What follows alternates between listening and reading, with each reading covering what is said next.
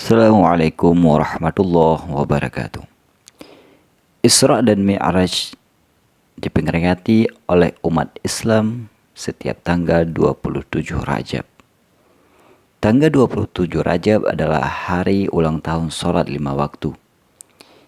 Isra Mi'raj memberikan banyak pelajaran bagi kita umat Nabi Muhammad SAW.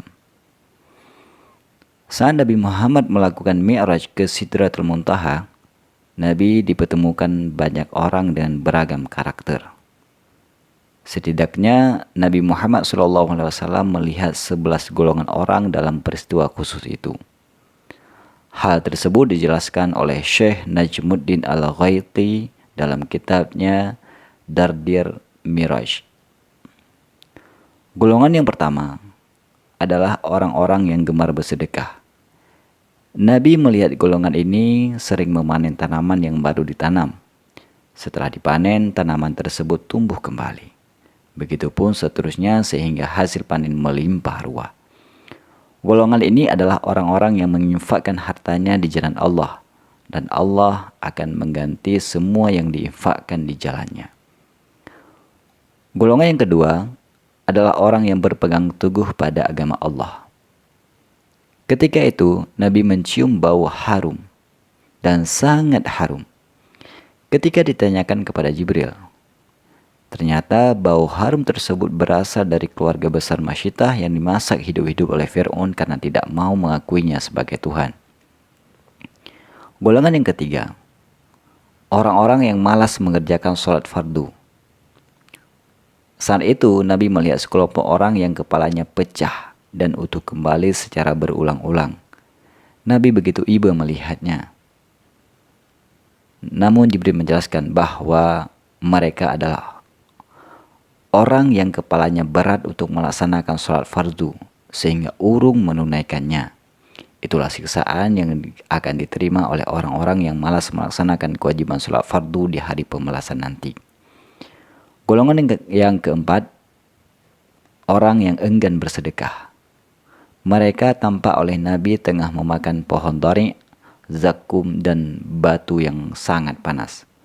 Pohon dhari adalah pohon yang kering dan berduri. Zakum adalah tumbuhan yang rasanya sangat pahit. Golongan yang kelima adalah penzina yang lebih memilih perempuan lain di luar istrinya sendiri. Kelompok orang ini digambarkan pada saat itu seperti orang yang menggenggam daging empuk dan daging busuk. Namun, orang-orang itu memilih memakan daging busuk daripada daging empuk yang dibawanya. Menurut Jibril, mereka adalah orang yang lebih memilih tidur dengan perempuan lain padahal ia memiliki istri yang sah. Golongan yang keenam adalah perampok atau pembegal. Nabi Muhammad SAW melihat golongan ini seperti kayu yang berada di tengah jalan. Saat ada orang yang melewati jalan tersebut, orang itu terbakar karena kayu tersebut. Golongan yang ketujuh, pemakan harta riba. Nabi Muhammad SAW menyaksikan perumpamaan golongan ini seperti orang yang berenang di sungai yang penuh darah. Golongan yang ke-8, orang yang rakus akan jabatan. Rasulullah SAW melihat orang ini sedang memikul kayu bakar yang di pundaknya. Orang-orang yang termasuk golongan ini masih terus menambah kayu bakar yang dipikulnya, walaupun sebenarnya mereka tidak kuat memikulnya. Golongan yang ke-9 adalah para da'i yang tidak mengamalkan ucapannya.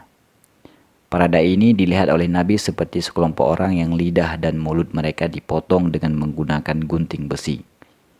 Setelah dipotong, mulut dan lidah mereka tumbuh seperti semula, lalu dipotong lagi, dan lagi. Peristiwa itu perumpamaan bagi para da'i yang hanya mampu ceramah dan berorasi, namun tidak mampu mengamalkan ceramahnya untuk diri sendiri. Golongan yang ke-10 adalah kalangan para pengumpat. Dalam perjalanan Isra Mi'raj, Nabi Muhammad SAW melihat golongan orang yang berkuku panjang dan terbuat dari tembaga. Mereka mencakar-cakar muka mereka sendiri dengan kuku tersebut. Menurut Jibril, mereka adalah orang-orang yang mengumpat perbuatan orang lain, tetapi mereka melakukan perbuatan tersebut. Golongan yang ke-11 adalah para provokator. Ketika itu Nabi Muhammad SAW melihat seekor sapi yang keluar dari sebuah lubang kecil. Namun, sapi itu tidak mampu kembali masuk ke lubang tersebut karena terlalu besar. Menurut Jibril, hal itu adalah perumpamaan bagi umat Nabi Muhammad SAW yang melakukan provokasi, sehingga menimbulkan masalah yang sangat besar. Saat tersadar akan ulahnya, ia tidak mampu menyelesaikan masalah besar tersebut. Wassalam.